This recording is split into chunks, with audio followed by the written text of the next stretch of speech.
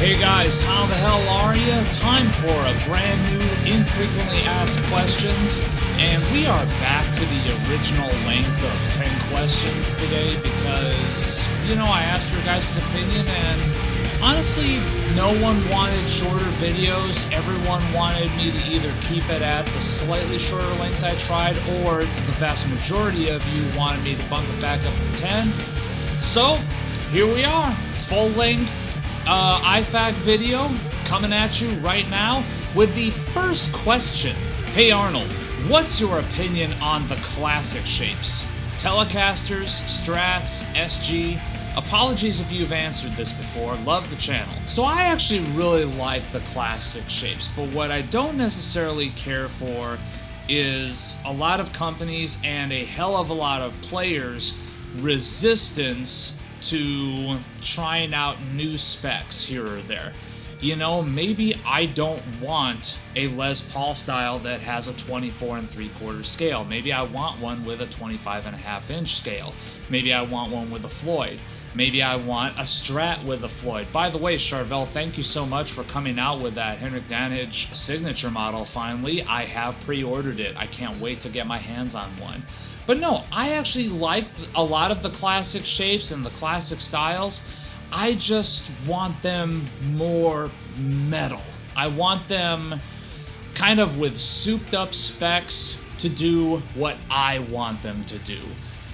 Otherwise, Les Pauls, Strats, old school Flying V's and Explorers, not so much the SG. I never really cared for the SG so much, to be honest, but even Telecasters, I like those body shapes, but I just want them to have different specs than what we've come to know of those particular body shapes. Are you based out of Houston? Swear I saw you at the DTP concert in March before the world changed. Cheers from San Antonio. Yes, you probably did see me at the Devin Townsend show, and dude, come up and say hi, it's all cool. So, we went to that show because my wife and I just thought, hey, you know what, this is a cool excuse to go to Houston, maybe see some sights, maybe get some good food. We'd never been to Houston up until that point, so yeah, we went to Houston to see the show and had a blast. And we're not opposed to traveling for a good show, especially if one's not coming to Austin, which is where I'm actually based right now. But yeah, if we want to go down to San Antonio for a show, Houston for a show, hell, up to Dallas for a show, we're more than game as long as it's worth the drive for us. And Devin is definitely worth the drive for us. One of the best guitar channels, keep it up. Your opinion on Parkway Drive. Hey man, thank you so much. I try, man, so I appreciate any kind words with regards to that. With regards to Parkway Drive, I'll be honest, not really my thing. And, it's not to say that they aren't a good band. It's not to say that their music isn't fucking heavy, because it really is. It's just something about them just doesn't grab me. And I've tried. I've listened to at least maybe 3 or 4 of their albums, and I think I've even seen them live once or twice, but I just can't remember.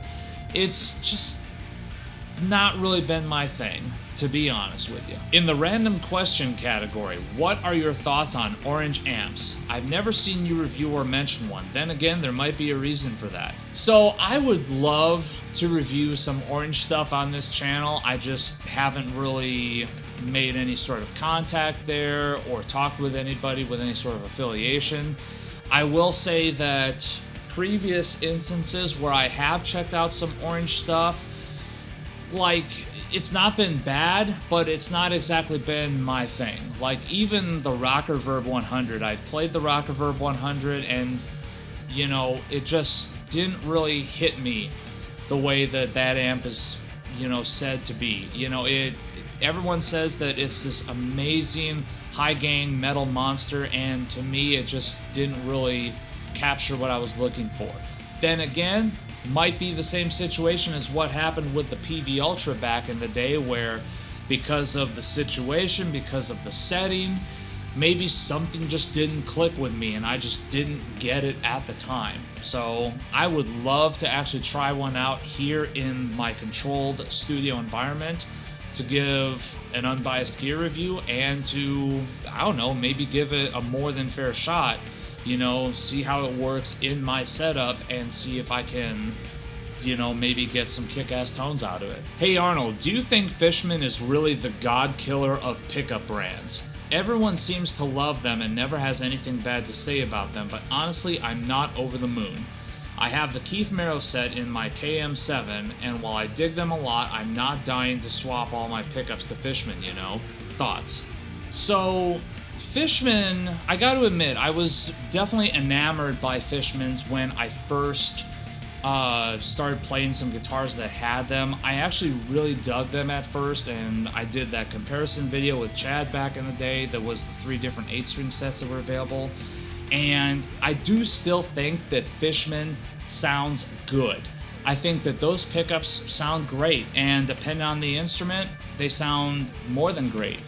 I think depending on the setup, they sound more than great. But the more and more I think about it, the more I'm starting to veer away from actives in general, Fishmans, not necessarily in particular, just actives in general. I just feel like I'm having a lot better luck with my instruments that have passives in it, and I feel like they react a little bit better to my playing. That's not to say I don't like actives at all, but that is to say that I'm getting really, really choosy about which actives go into which instruments. I think generally speaking, I prefer Seymour Duncan Blackouts, the OG ones, the AHB ones. I think that those pickups sound awesome to me. And I understand that a lot of people don't like those pickups, especially in comparison to EMGs and in comparison to Fishmans. But Duncan Blackouts do it for me. There again, not to say that the Fishman stuff is bad, but that is to say that I don't feel like they react to my playing like I would like them to.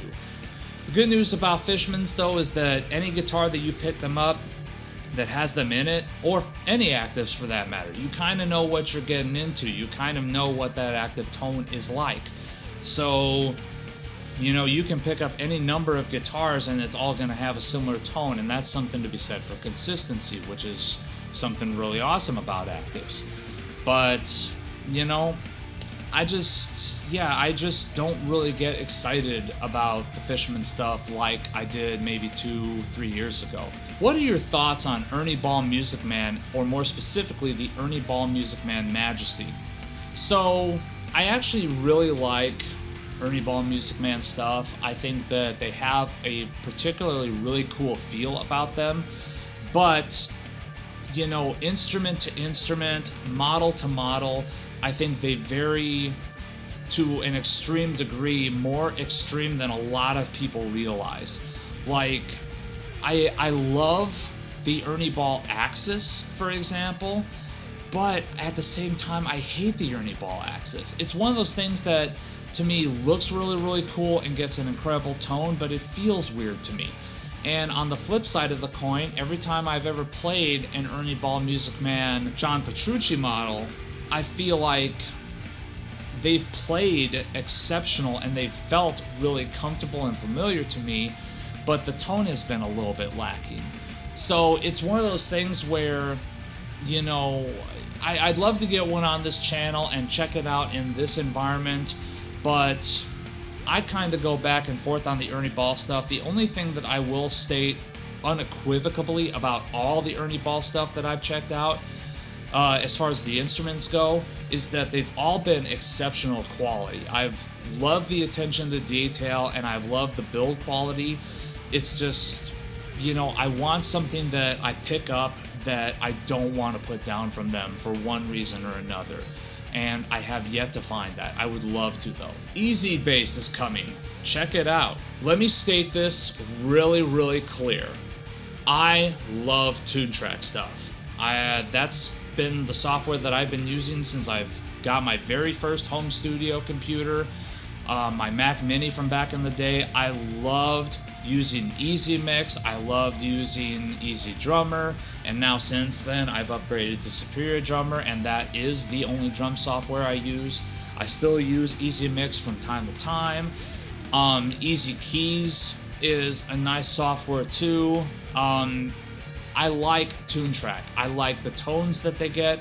I like the whole concept of it about making your workflow easier.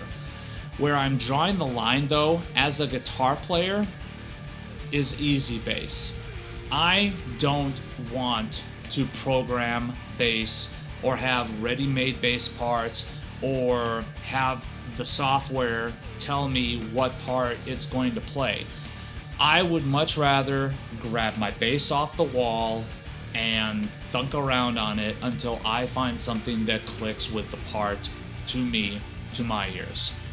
Now, I know what some of you are saying, but Arnold, you use the MIDI parts for Superior Drummer, and yeah, and you wanna know why? It's because I can't play drums. I can play bass though.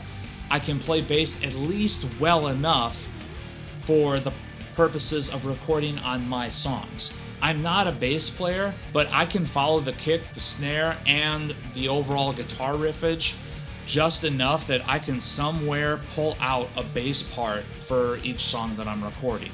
So, you know, I would much prefer to just grab my bass and just press the record button and hope something awesome comes out and gradually formulate a part. I just feel like that is a little bit more organic, for lack of a better description. I feel like what I would get out of using EZBass is not really going to capture that same sort of like movement in the music that I get from just grabbing a bass and doing it myself. What is the best playing guitar you've played in the past couple years that's priced under $3,000 new? What a question. So I've played a lot of killer instruments in the past few years and various different price points. Oh man, under 3,000. You know, I'm probably just gonna have to go with the Ormsby GTR stuff, just because in that sort of price point, the roundabout 1,200 to 2,000 range, depending on where you buy it from, what model you buy with what options or whatever, I feel like that is the best bang for your buck right now.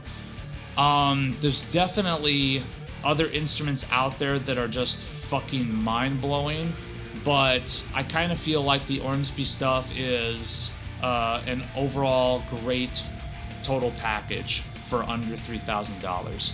If you're looking for something more traditional, I would definitely recommend the Lux Tone stuff.